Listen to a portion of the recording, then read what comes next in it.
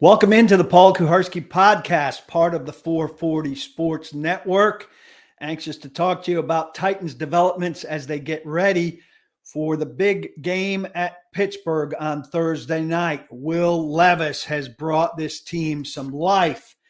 There's a big booing issue going on. Nicholas Petit-Frere is going to take on TJ Watt, and I've got a few mailbag questions to dig into.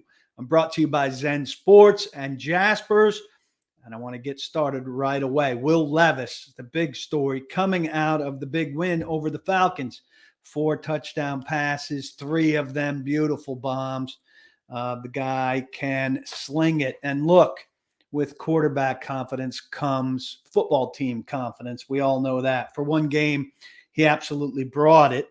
And he brought the one thing that had disappeared for the Titans at 2-4 after the loss to the Ravens and in London.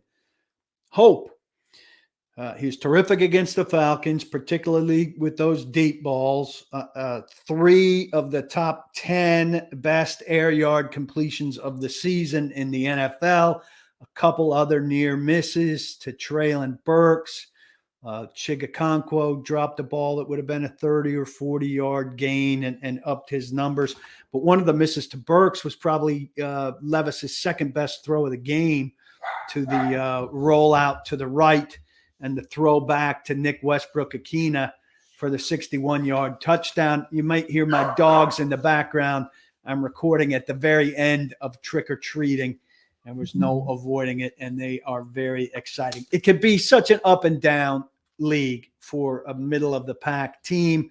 The Titans still may qualify for that.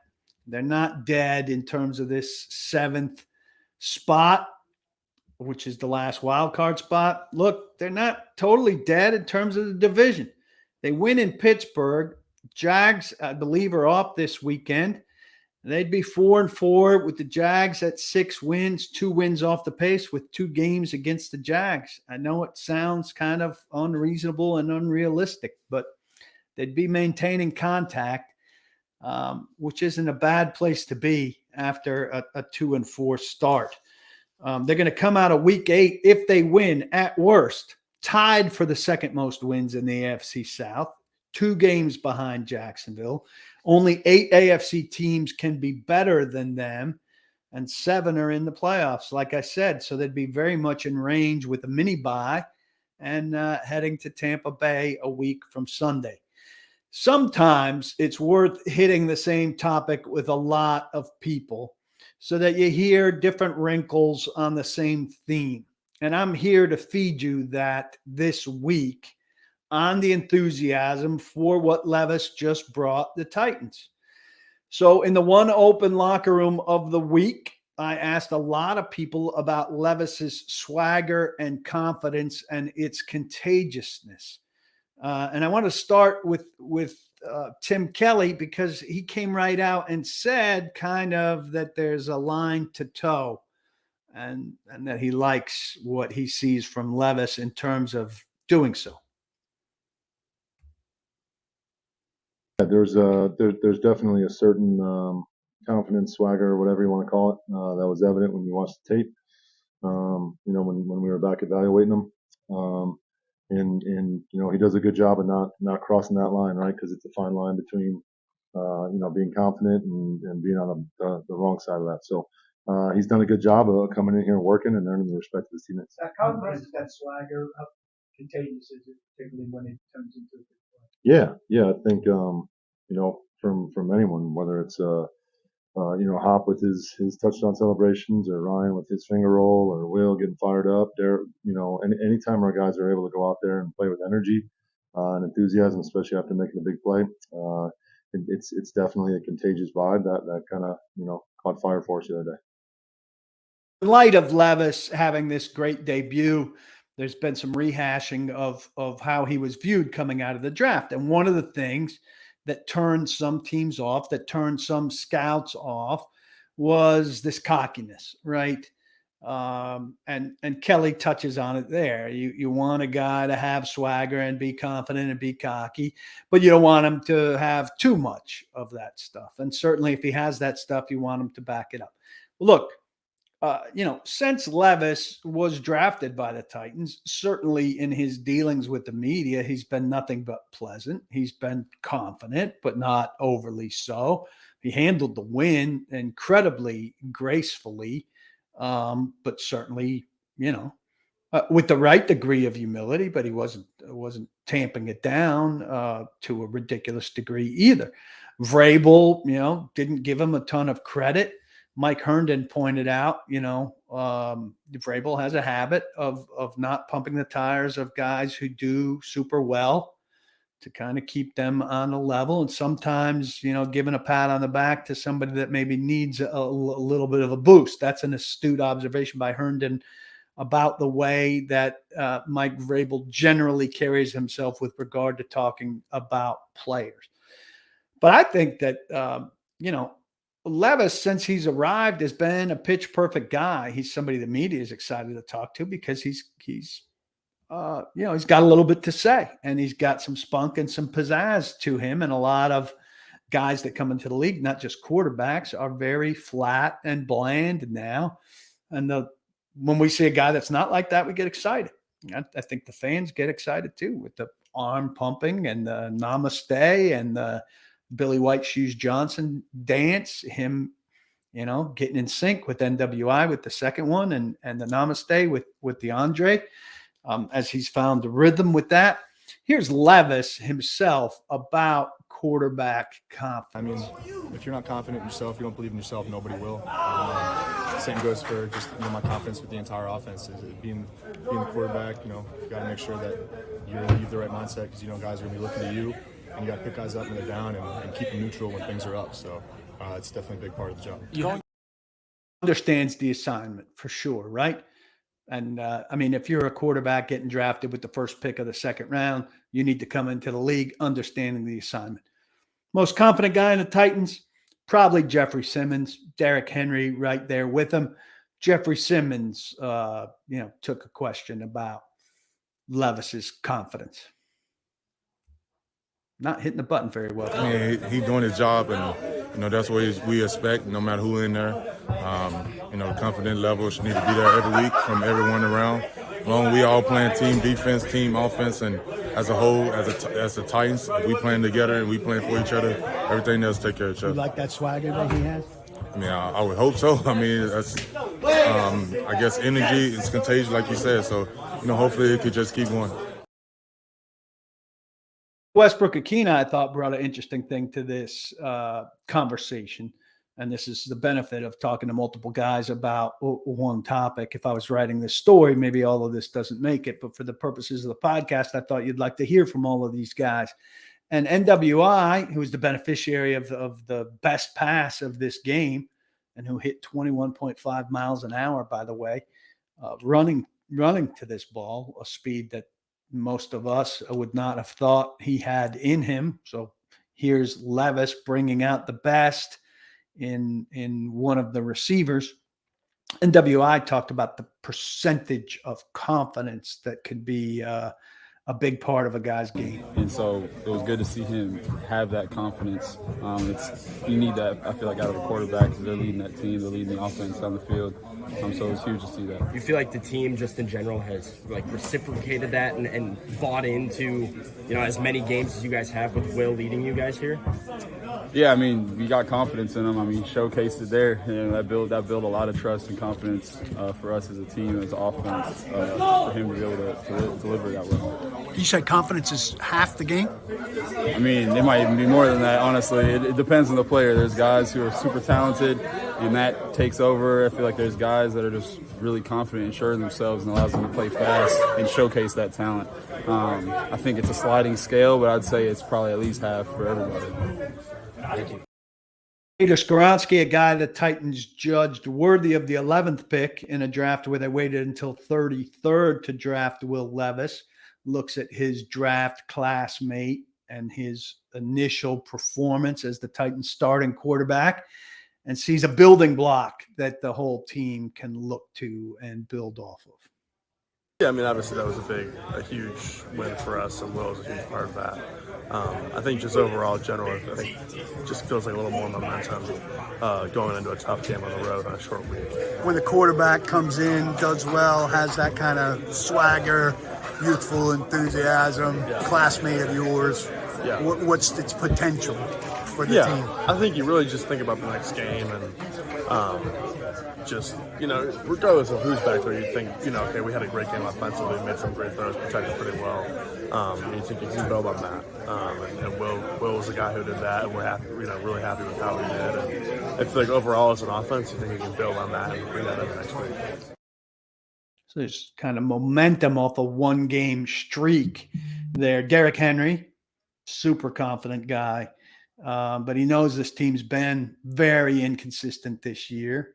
They've been winning at home, except for home at Tottenham Hotspur, losing on the road, going to a tough place to play, which Levis talked about, that they're ready for the environment that they'll face at what used to be Heinz Field. I have no idea what it's called now.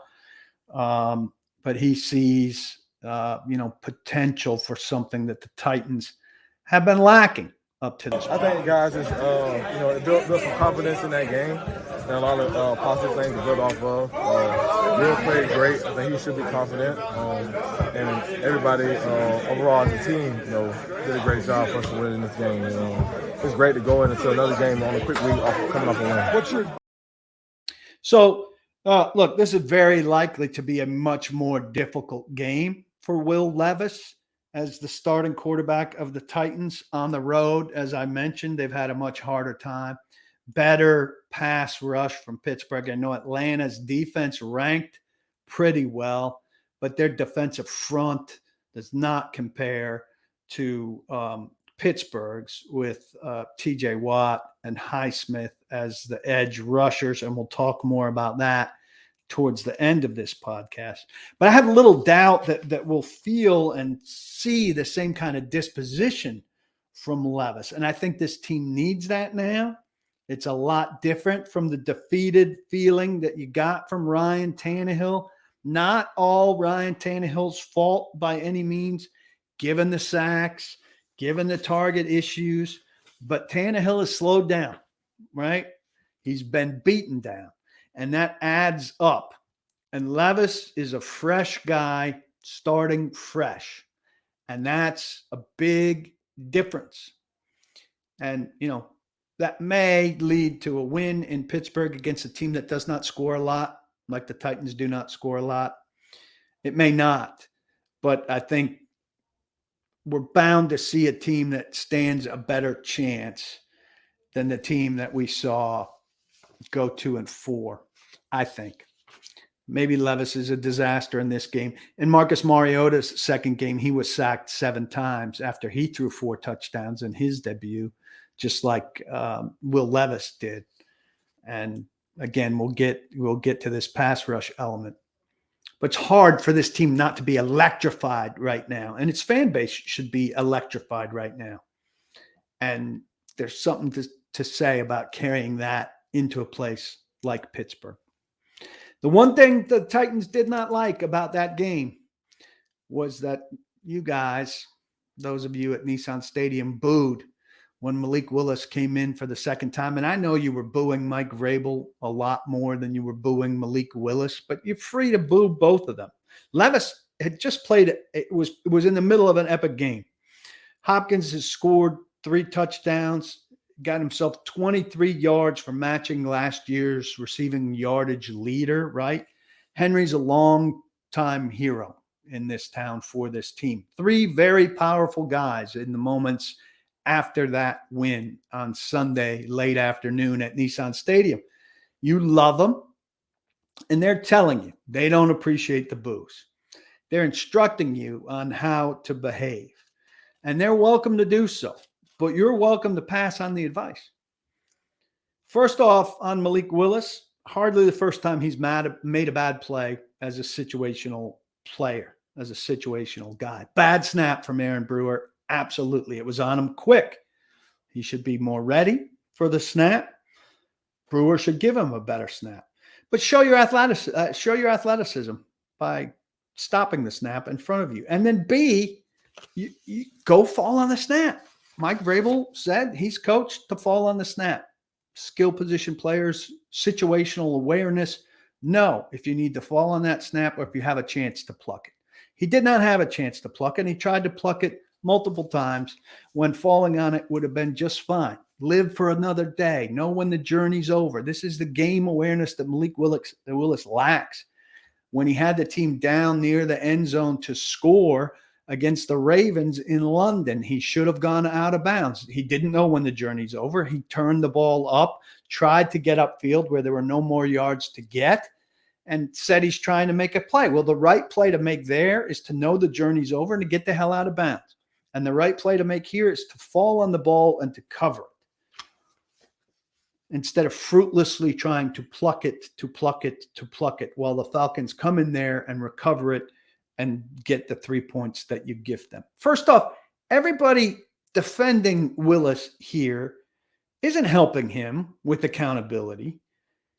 And they're treating him like a child. An NFL football player making just under $1 million this year in a 4-year, I think it's $9 million contract, is 24 years old. What's with the coddling thing? I mean, defend your teammate, sure, but at the expense of telling the fans, instructing the fans how they must behave for a 2-4 football team that seemed up until this game to be confused in terms of direction, from GM to coach to playing style to execution. If his teammates want to defend him to that degree, that's fine. But to their demands that the fans should fall in line with that, you could take a hard pass. You can take a hard pass. Those three seemingly lack the context that the booing was largely for Vrabel and the decision to take a hot Levis out of the game. Titans fans have been waiting for some kind of explosive offense, right? And for some kind of offense that carried itself from one quarter to the next quarter to the next quarter to the next quarter. And here it was. And a guy who botched a play in the first quarter is being brought back in. Take out the hot guy. Bring this guy back in. Yeah, he gained 4 yards. Henry was making a big deal out of the fact that the play was a success. So what? They weren't booing him coming off the field. They were booing him coming on the field. When he went off the field, they were cheering. They were cheering Levis coming back on the field. I don't think Levis or Hopkins or Henry are soft by any means, but acknowledging and addressing boos and asking the crowd to act differently is odd to me. They all know the route to being cheered is to produce and win. And they know Malik knows that. They know Willis and Vrabel are big boys, fans who are out of line, fans who throw stuff, who say racist stuff or anti-gay stuff or harmful stuff or target or talk about players' families, or who make other fans uncomfortable. They should absolutely be policed by other fans, by stadium officials, by players with statements after the game, like we heard here. But players in Nashville have it so easy, so easy. Hopkins and Henry have played in New York and Philadelphia, and they've got old teammates and friends and old college teammates on those teams who know how harsh it can be there. This is nothing here. Nothing. Fans pay big dollars. You haven't been good. They finally see something great happening, and the coach insists on messing with it. He pulls a quarterback who's going crazy and puts a guy in who turned it over and messed up, couldn't fall on a fumble on his earlier play, and has a history, by the way, of situational failures when he's put in the game for spot duty. That's an occasion to boo. Let the fans be fans. Go make plays that get cheers. It all takes care of itself. It's a natural process. Fans do not go to games to listen to seminars on the radio on the way home, especially when they could be celebrating a win. No lectures, please. No lectures from players about what fans who scrape together money to go to games should and shouldn't do when they're not going beyond normal boundaries. If you're watching on YouTube here, I would kindly request subscribe, like, rate, whatever you can do on this platform or whatever platform you're listening to this podcast on. It would be a big help to me, as would your support of Zen Sports, the sponsor of this podcast. Protection is a big issue coming up in this game, obviously. That's the one thing about the win over the Falcons that was a real advantage for the Titans and a break for Levis, was that the edge rush of the Falcons is not much. Grady Jarrett is their biggest pass rusher from the interior, which the Titans are built to handle the best. And he tore his ACL during the course of the game. The Titans protected well against the Falcons. But that's the least dangerous pressure they've faced all year, I feel like. Now you've got two top edge guys, and the Titans aren't good on the edge, and they don't have their preferred lineup because Chris Hubbard suffered a concussion on Sunday, and you don't get cleared from a concussion from Sunday in time to play on Thursday. So Alex Highsmith is going to wind up rushing against Andre Dillard, who's going to be at left tackle again. And TJ Watt, the next best thing to Myles Garrett, is going to wind up rushing against Nicholas Petit-Frere, who's going to play at right tackle. Those are big killer matchups. And that means the Titans are going to have to help on both of those guys on a frequent basis. They're going to have to do quick game.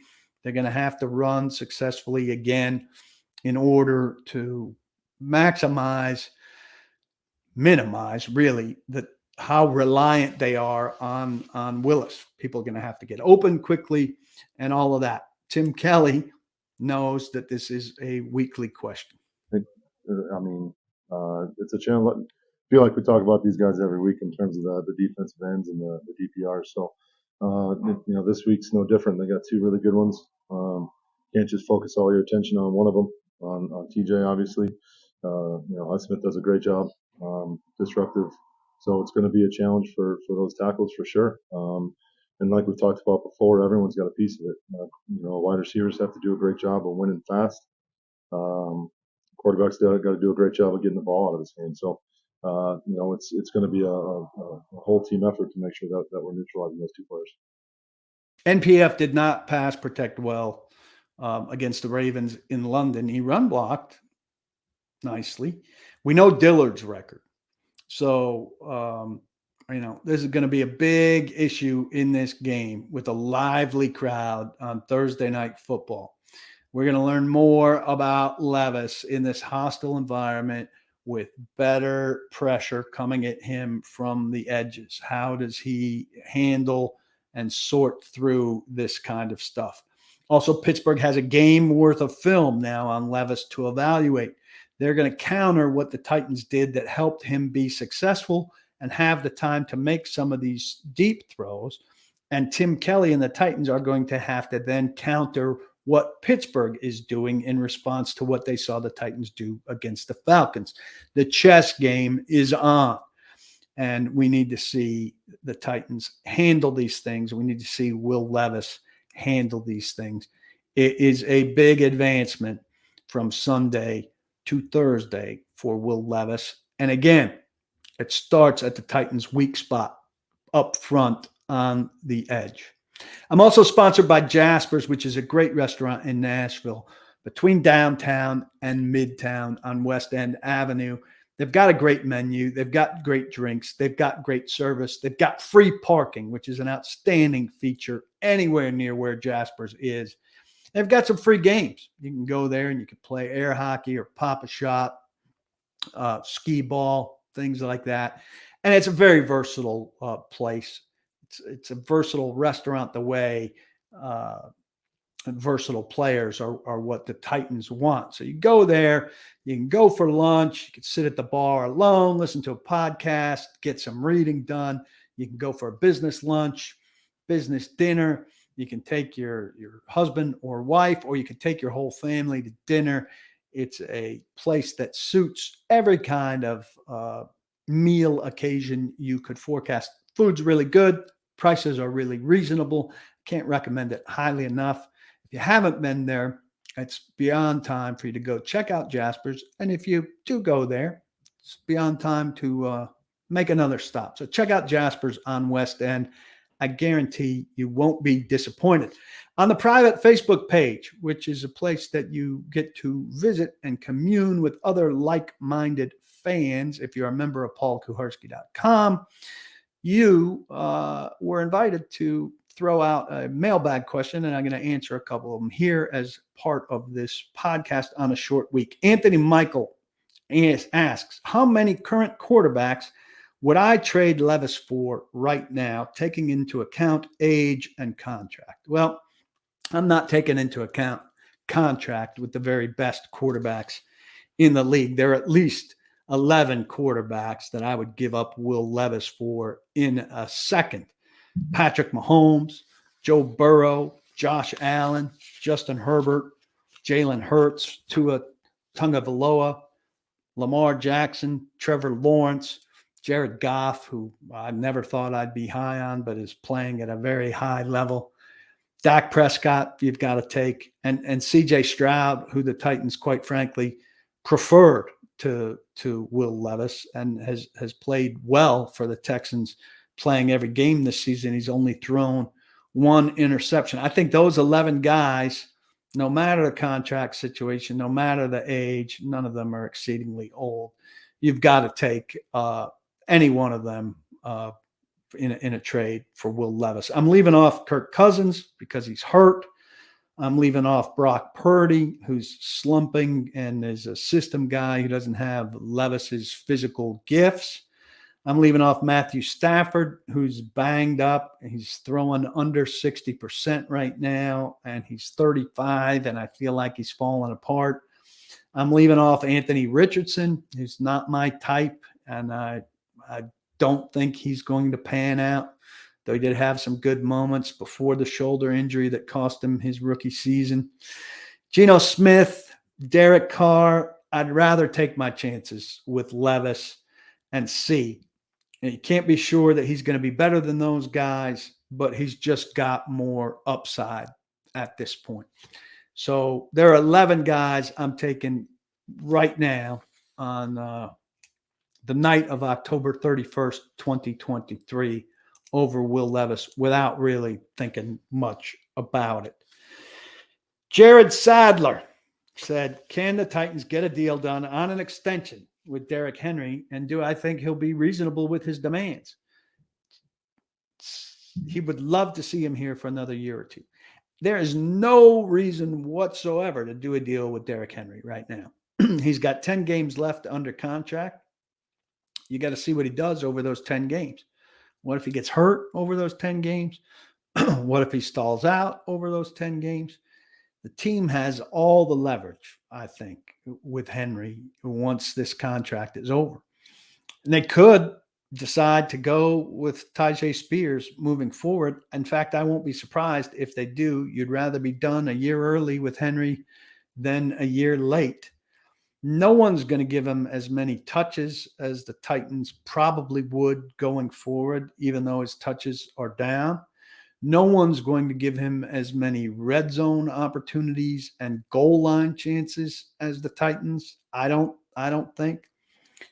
No one can allow him to cement his legacy and his place in franchise history like the Titans, obviously. Those things would all build his Hall of Fame legacy that I'm telling you is far from finished. I'm telling you this from inside knowledge as somebody who is on the Hall of Fame selection committee. The market for a 30-year-old running back who does not play on third down is not going to be big. I know it only takes one. I think that they would have a good enough relationship with Henry that, look, there's no guarantee that if they want him after the season's over, they're going to have to go get him because his feelings are probably going to be hurt. And he's not necessarily going to say, hey, I'll come back and check with you if somebody else wants me.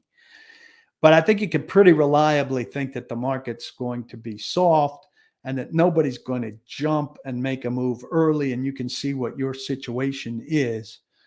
He's not going to make anything close to the $10 million base salary he had this year. I would think more like 6. But there's no reason they have to do it now. None. I would let things play out entirely and see. And they could decide to move forward with Spears and find a backup for Spears. Elaine Hamilton with our last question. She said, of the stadiums I've visited, which ones did I like best? SoFi Stadium in Southern California is an absolute marvel.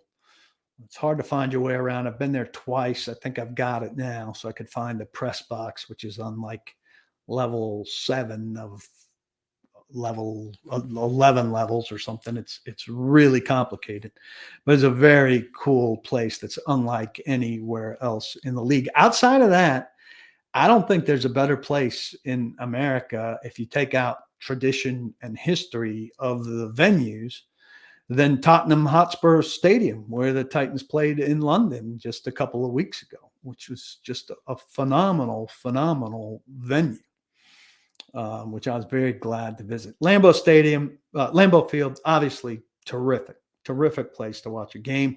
I really like Seattle. I really like Baltimore, though I'm told that the press box, which is one of the 2 best in the league in terms of proximity to the field, Baltimore and Tennessee. Baltimore's press box is moving up next year. I really like Philadelphia.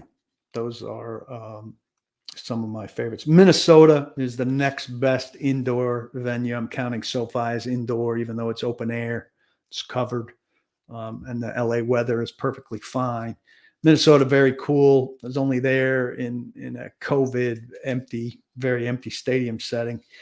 I have not yet been to Vegas, which I hear is also excellent.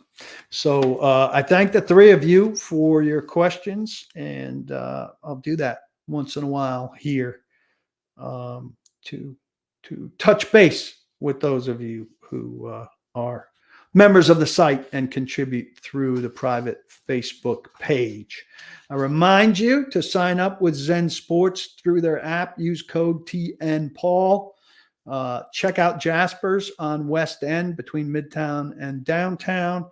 And as always, I've got to remind you and urge you, please, please, please do not block the box, but be sure to lock your locks.